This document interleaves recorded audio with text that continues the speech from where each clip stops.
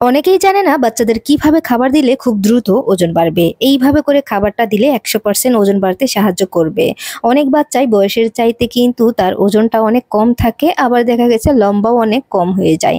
সেজন্য এখানে কিছু টিপস আমি আপনাদেরকে বলে দেব। এই টিপসগুলো ফলো করে বাচ্চাদেরকে খাবার দিলে 100% ওজন বাড়বে। সেজন্য লাগবে আমাদের সাবুদানা। সাবুদানা এমন একটা খাবার যেটা খেলে বাচ্চাদের 100% ওজন বাড়বেই। সেজন্য এই খাবারটা কিন্তু অবশ্যই রাখবেন।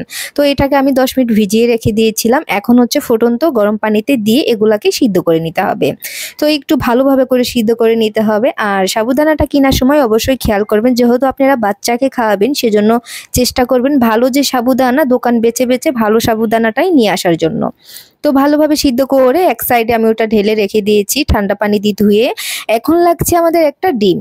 ডিম এমন একটা খাবার যেটা খেলে বাচ্চার ওজন বাড়বে, মেধাশক্তি বাড়বে। এইটাতে অনেক অনেক পুষ্টিগুণ চাহিদা, যেটা বলে আমি শেষ করতে পারবো না।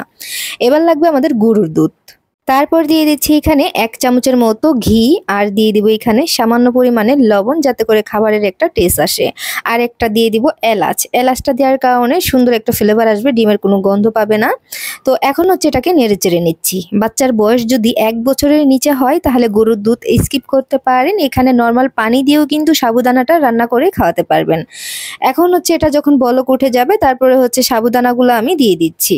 সাবুদানাগুলা নর্মাল পানি দিয়ে ভালোভাবে ধুয়ে তারপর হচ্ছে আমি দিয়েছি। এমনিতেই যদি এটা দিতে যান অনেকটাই মানে আঠালো হবে, আর বাচ্চারা কিন্তু খেতেও চাবে না।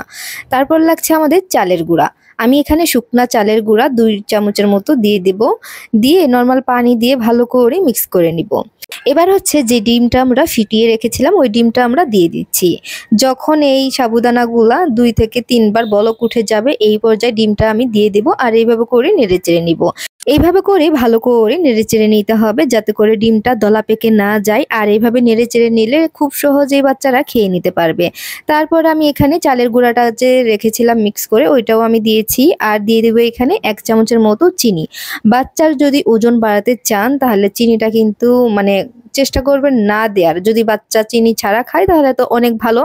একেবারে না দিলে কিন্তু বাচ্চা খেতেই চাবে না, কারণ হচ্ছে একটা খাবারের টেস্ট না পেলে কিন্তু বাচ্চারা খেতে চায় না। সেজন্য আমি 1 চামচের মতো চিনি দিয়েছি, যাতে করে ন্যাচারাল একটা মিষ্টি হয় আর বাচ্চা যেন খুব সহজে খেয়ে নিতে পারে। আর চাইলে কিন্তু এখানে মধুটা দিতে পারেন, এতে করে ন্যাচারাল একটা মিষ্টি হবে। আবার চাইলে কিন্তু কেউ খেজুর দিতে পারেন, খেজুরটা মানে ব্লেন্ডার করে তারপর দিতে পারেন। তারপরে তো এটা হয়ে গেছে, আমি এবার হচ্ছে নামিয়ে নিচ্ছি।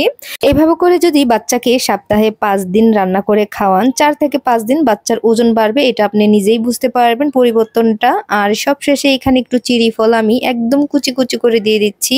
গ্রেটার দিয়ে গ্রেট করে দিলাম যাতে বাচ্চা খুব সহজে গিলে খেতে পারে। এটা একেবারেই অপশনাল, হাতের কাছে থাকলে দিবেন, তা না হলে স্কিপ করবেন, কোনো সমস্যা নাই। আর আপনারা কোন জায়গা থেকে ভিডিওটি দেখছেন অবশ্যই কমেন্ট করে জানাতে পারেন, যাতে করে আপনাদেরকে ধন্যবাদ দিতে পারি। ইউটিউব থেকে দেখলে আমার চ্যানেলটি সাবস্ক্রাইব করে রাখবেন, যাতে করে সবার আগে আমার ভিডিওটি পেয়ে যান। মাশাআল্লাহ বলতে কেউ ভুলবেন না। মাশাআল্লাহ আমার বাবা